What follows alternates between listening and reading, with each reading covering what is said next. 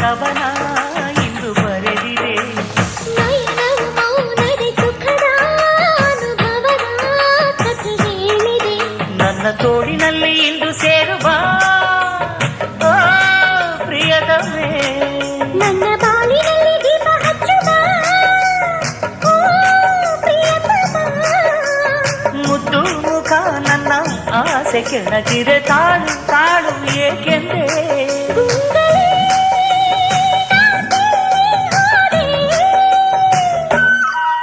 ಯಾವ ದೇವಶಿಲ್ಪಿ ಕಡೆಗನೋ ನಿನ್ನ ಕವಿ ಕಾಳಿದಾಸ ಕಲ್ಪನೆಯು